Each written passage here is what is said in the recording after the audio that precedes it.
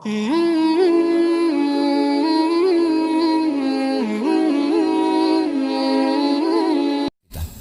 saya ingin jelaskan konsep syukur di sini teman-teman sekalian. Ada hadis Nabi SAW yang menjelaskan kepada kita, selalulah bersyukur, selalulah lihat orang yang di bawah kalian maka kalian akan bersyukur, karena itu akan menambah nikmatnya Allah. Kaidahnya kata ulama, kalau kita diberikan nikmat, kita lihat orang yang di bawah kita. Kalau kita diberikan cobaan, lihat orang yang di atas kita. Contohnya, kalau kita masih pakai sepeda teman-teman sekalian, jangan lihat orang yang pakai motor, kita tidak akan pernah bersyukur. Syukuri sepeda, Allah akan pindahkan ke motor. Kita lagi naik motor, jangan lihat orang yang punya mobil, kita tidak akan bersyukur, lihat orang yang naik sepeda. Kita punya mobil satu tahun 2012, jangan lihat orang yang 2015, tidak akan bersyukur. Syukuri yang ada. Kita pakai mobil satu, jangan lihat orang yang punya dua mobil, kita tidak akan bersyukur. Selalu lihat orang yang di bawah, kata Nabi SAW. Kita jalan kaki pun, naik sepeda ada orang jalan kaki, kita jalan kaki ada orang yang puntung kakinya, gitu kan. Lihat selalu orang yang di bawah, kita akan selalu bersyukur. Dan hanya itu yang Allah minta. Syukuri, alhamdulillah, alhamdulillah, itu saja. Sebagian ulama salaf dari sahabat dan tabi'in teman-teman sekalian, kalau lagi bergerak, bekerja, jalan, beraktivitas, lisan mereka kalau tidak lagi ngobrol sama orang, kalau bukan alhamdulillah, astagfirullah, dua saja. Syukuri nikmat Allah, bertobat kalau ada dosa. Ini dua kata kuncinya. Alhamdulillah, alhamdulillah, alhamdulillah. Terus astagfirullah, astagfirullah, astagfirullah. Terus begitu, berzikir kepada Allah SWT. Sampai dinukil Syekh bin Baz rahimahullah, seorang mufti Saudi yang sudah meninggal, aslinya dari Yaman tapi warga negara Saudi yang buta matanya.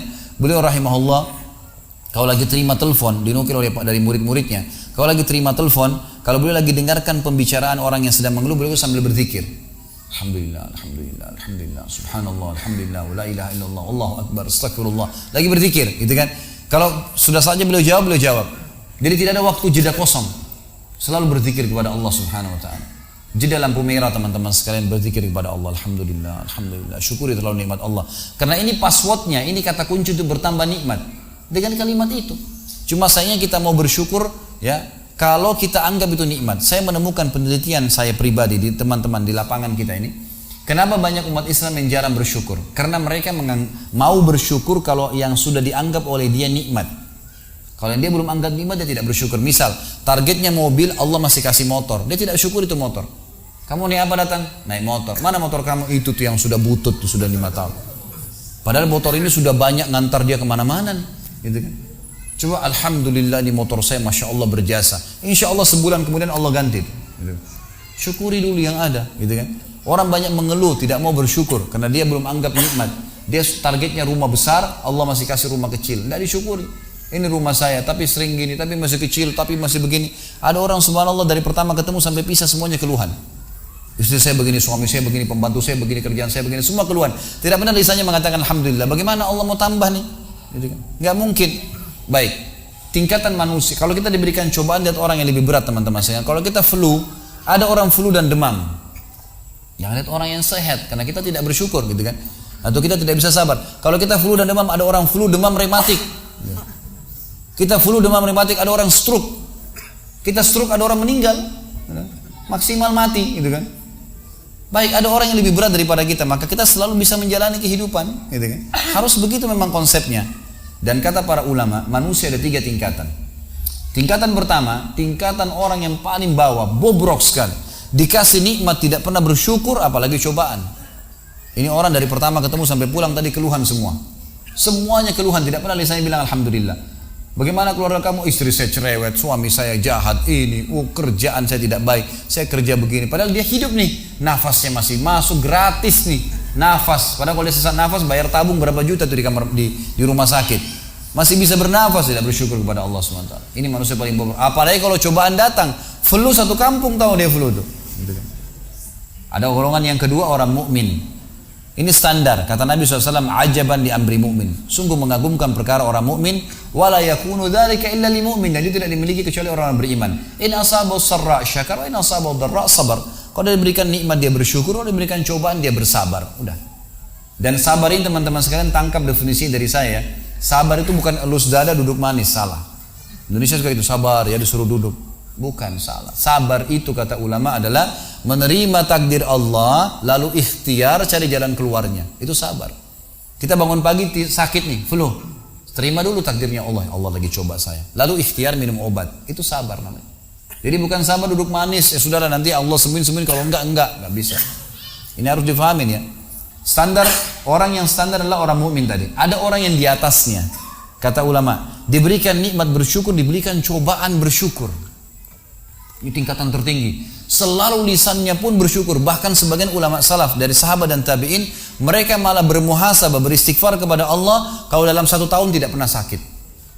Mereka malah istighfar, ini ada apa ini? Gitu kan? Karena Nabi SAW mengatakan kalau Allah cinta seorang hamba, Allah akan mengujinya. Karena kalau ujian datang tidak ada waktu untuk bermaksiat. Gitu kan? Mana ada waktu bermaksiat kalau lagi sakit, lagi ada cobaan, lagi ada utang banyak dipikirin, gitu kan? Gak ada waktu untuk maksiat. Tapi kalau lagi leha-leha, semuanya lagi ada, terbuka sekali itu syaitan. Dikipas-kipas sama syaitan, ayo zina, ayo gini, ayo ke diskotik, ayo gini, buat ini, gak apa-apa nanti taubat. Ini digoda sama syaitan. Nah, tingkatan ini tertinggi teman-teman sekalian. Bagaimana memahaminya? Bagaimana kalau diberikan nikmat bersyukur, baiklah. Setiap minum alhamdulillah, makan alhamdulillah, apa saja alhamdulillah.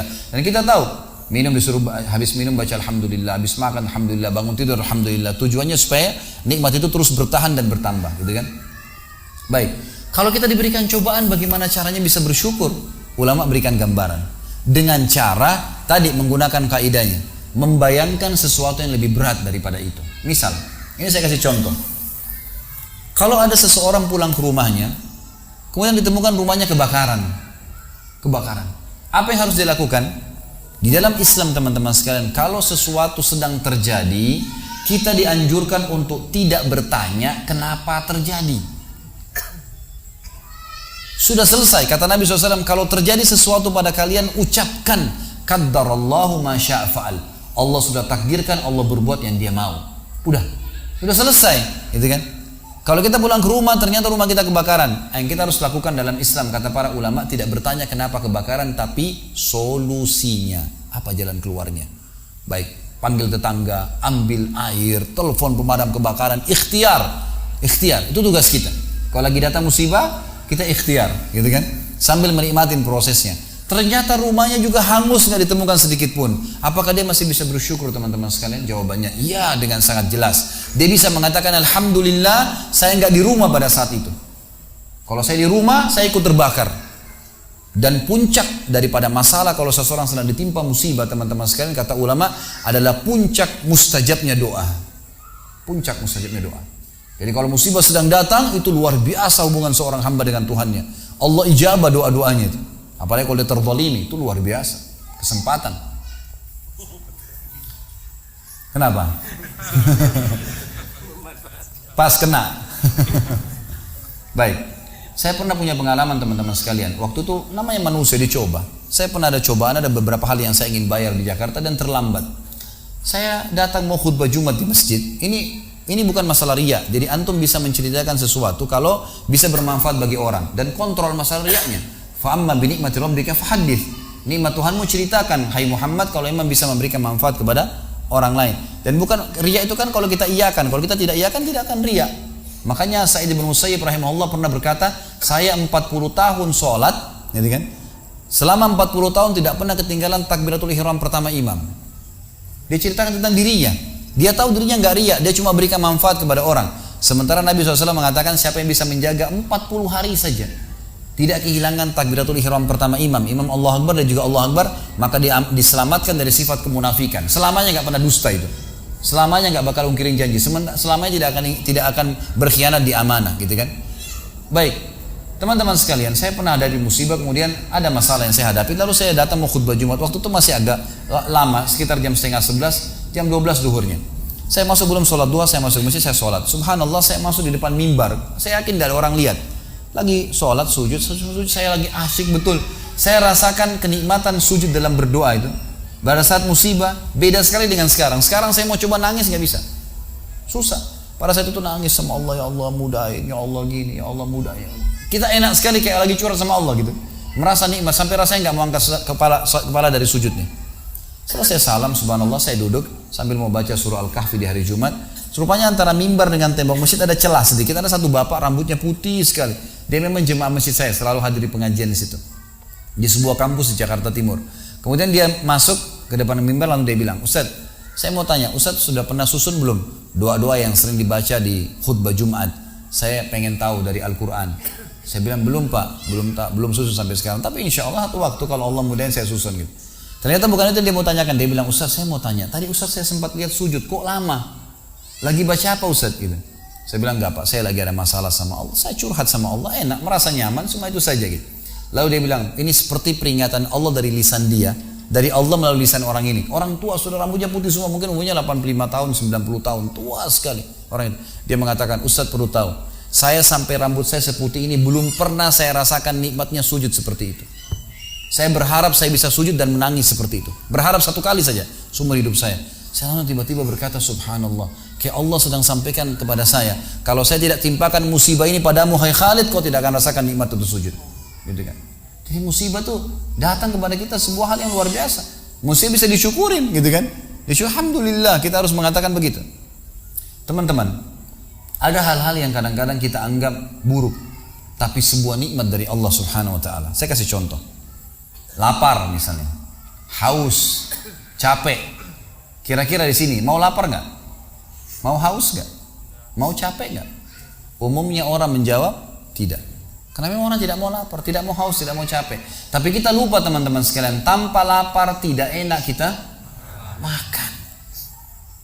Tanpa haus tidak enak kita minum. Tanpa capek tidak enak kita istirahat. Coba ya. Kalau antum lagi habis makan 2 piring udah kenyang, dihidangkan lagi ayam bakar, kambing bakar, sapi, macam-macam. Masih mau makan? Coba kalau lagi lapar, tempe sama sambal sama nasi, enak gak? Luar biasa. Kalau lagi haus, kering tenggorokan dikasih air es, minum, nikmatnya luar biasa. Coba kalau lagi tidak haus, Pak mau minum apa? Ibu mau minum apa? Apa ya? Dia sendiri bingung mau minum apa, karena nggak haus. Gitu kan. Coba kalau haus, air es, minta khusus air es. Gitu kan. Coba kalau dari pagi teman-teman disuruh tidur sampai malam, malam suruh tidur lagi, mau tidur gak? Coba kalau kita banting tulang, kerja capek, malam tidur 3 jam, enak gak? Makanya mulai sekarang kalau lapar, haus, capek bilangnya apa? Bukan adu lapar, bukan adu haus, bukan adu capek. Alhamdulillah lapar. Karena lapar masih enak seperti makan, enak lahap. Harusnya begitu. Jadi Allah Subhanahu wa taala memberikan kita yang di mata manusia pun cobaan sebenarnya sebuah nikmat yang luar biasa. Tingkat level tertinggi teman-teman adalah nikmat ada alhamdulillah, cobaan ada alhamdulillah. Luar biasa. Semua disyukurin sama dia karena dia tahu bagaimana Allah sangat sayang dengan dia. Bahkan kata Nabi SAW, innallaha idza habba 'abdan ibtalah. Allah kalau cinta seorang hamba, Allah akan mengujinya. Allah uji dengan ujian, gitu kan? Jadi ujian itu akan membuat dia lebih dekat dengan Allah Subhanahu wa taala. Baik. Inilah masalah konsep syukur teman-teman sekalian, belajarlah bersyukur ya dalam segala hal. Yang